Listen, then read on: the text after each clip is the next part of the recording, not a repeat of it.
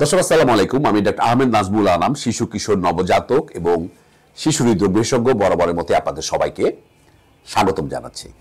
দর্শক, আজকে যে ভিডিও টপিক সেটি আমি বলবো খুবই ইন্টারেস্টিং। অনেকে আমাকে প্রশ্ন করেন, স্যার আমি দুধ যে খাওয়াবো, গরম দুধ খাওয়াবো নাকি ঠান্ডা দুধ খাওয়াবো? তো এটা নিয়ে অনেক মা বাবা বিভিন্ন প্রশ্ন ভোগেন যে কি করবো। তো দুধ আসলে ইমিউনিটি খাবার, এটা আপনি জানেন প্রোটিন এবং ফ্যাটের একটি খুব ভালো সোর্স, এবং আমরা বাবা মারা সব ক্ষেত্রেই আমরা চাই আমাদের বাবুরা দুধটা খাক।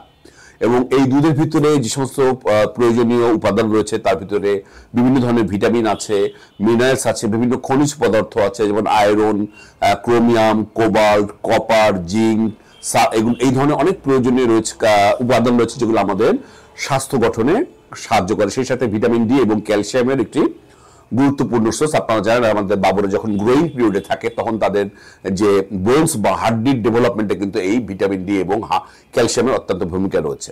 তো একটু দুধের, একটা গরুর দুধে যদি আমরা উপাদানগত বিশ্লেষণ করি, আমরা দেখবো যে সেখানে 86.5% কিন্তু পানি, সেই সাথে এখানে ল্যাকটোজ রয়েছে প্রায় 4.8%, ফ্যাটের পরিমাণ রয়েছে 4.5%, প্রোটিন 3.5% এবং আদার্স হচ্ছে খনিজ পদার্থ, মিনারেলস, যেগুলো আমি বললাম।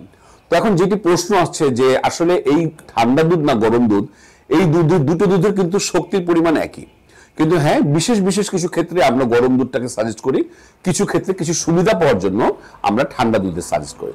যদি মোটা দাগে হিসাব করি আমরা বলি গরম দুধ, যাদের একটু ঘুমের সমস্যা আছে, হজমের সমস্যা হচ্ছে, আমরা বলবো তাদের গরম দুধটা খাওয়ানো ভালো। আর যাদের একটু অ্যাসিডিটির প্রবলেম আছে, যাদের একটু বদহজমের প্রবলেম আছে, আমি বলবো যে এই ধরনের যাদের খুব বেশি সমস্যা হয় তাদেরকে ঠান্ডা দুধ খাওয়াটা ভালো হবে। তো চলুন আমরা একটু বিশ্লেষণ করি যে গরম দুধে এবং ঠান্ডা দুধে কোনটা কি ধরনের উপকারিতা পাওয়া যেতে পারে। তো আমরা যদি প্রথমে গরম দুধে আসি, তো প্রথমে নাম্বার 1 আমরা বলবো গরম দুধের যে বেনিফিট সেটা হচ্ছে গরম দুধে হজমটা ভালো রাখে। অর্থাৎ যদি গরম দুধে কিন্তু ল্যাকটোজের পরিমাণটা কম থাকে, এবং এই ল্যাকটোজের পরিমাণে কম থাকায় বাবুর যে প্রোটিনটা খুব সহজেই দুধের প্রোটিনটা হজম করে ফেলতে পারে। ঠান্ডা দুধে ওই পরিমাণে একটু ভারী হয়, যার ফলে হজমটা হয়তো একটু সময় নিতে পারে।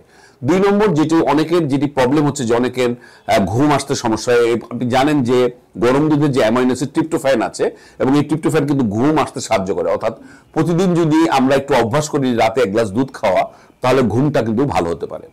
আর 3 নম্বর আমরা বলি যে এই দুধের ভিতরে অনেক ধরনের ইলেকট্রোলাইটস রয়েছে যেগুলো আমাদের ত্বকের বা আমাদের স্কিনের বা আমাদের প্রয়োজনীয় অনেক উপাদানগত সুবিধার জন্য কিন্তু আমাদের এই ধরনের গরম দুধটা আমাদেরকে সাহায্য করে। সুতরাং আপনার বাবুকে আপনি গরম দুধ দিতে পারেন। আর অনেক ক্ষেত্রে আমরা যেটা বলি যে ঠান্ডা দুধে যাদের অ্যাসিডিটির প্রবলেম আছে, অনেকে আমরা বলি যে খুব বুক জ্বালা পোড়া করে, মই ভাব ওঠে, তাদের কিন্তু ঠান্ডা দুধ আমি বলবো তাদের এই সমস্যার সমাধানের জন্য যথেষ্ট ভালো কার্যকরী হবে। সেই সাথে যে যাদের কোষ্ঠকাঠিন্য আছে তারা যদি ইসবগুলো ভুসির সাথে মিশিয়ে খাওয়াতে পারেন ঠান্ডা দুধ, তাহলে কিন্তু আমি বলবো সে প্রয়োজনীয় যে সুবিধা সেটি পাবেন। এছাড়া আমি সবসময় বলি দুধের সাথে মধু বা এই ঠান্ডার সিজনে মধু বা যে হলুদ মিশিয়ে যদি আপনি দেন, তাহলে এটা কিন্তু অ্যান্টি ইনফেক্টিভ প্রপার্টি হিসাবে কাজ করবে। তো দর্শক, আমরা যদি মোটা দাগে হিসাব করি আসলে গরম দুধ বা ঠান্ডা দুধের আলাদাভাবে কোনো আমাদের ক্যালোরিগত কোনো ধরনের পার্থক্য নাই। তবে হ্যাঁ, বিশেষ কিছু সুবিধা পেতে গেলে আমরা বিশেষ কোন দুধগুলো খাবো, যেমন আমি বলেছি যাদের ঘুমের সমস্যা রয়েছে তারা আপনারা গরুর দুধটা গরম দুধটা রাতে বেলা খেতে পারেন। আর যারা হজমের সমস্যা বা অ্যাসিডিটির সমস্যা রয়েছে তাদের ক্ষেত্রে আমি বলবো ঠান্ডা দুধটা দেওয়া বেশি উপকারী হবে। তো দর্শক, আপনাদের কোনো কনফিউশন থাকলে কমেন্ট সেকশনে প্রশ্ন রাখতে পারেন। আজ এ পর্যন্তই। আমরা এই সপ্তাহে আমরা ঠিক করেছি বিভিন্ন খাবারের ব্যাপারে, বাবুদের বিভিন্ন খাবারের ব্যাপারে আপনাদের মনে করিয়ে দেবো, তাদের গুণাগুণ।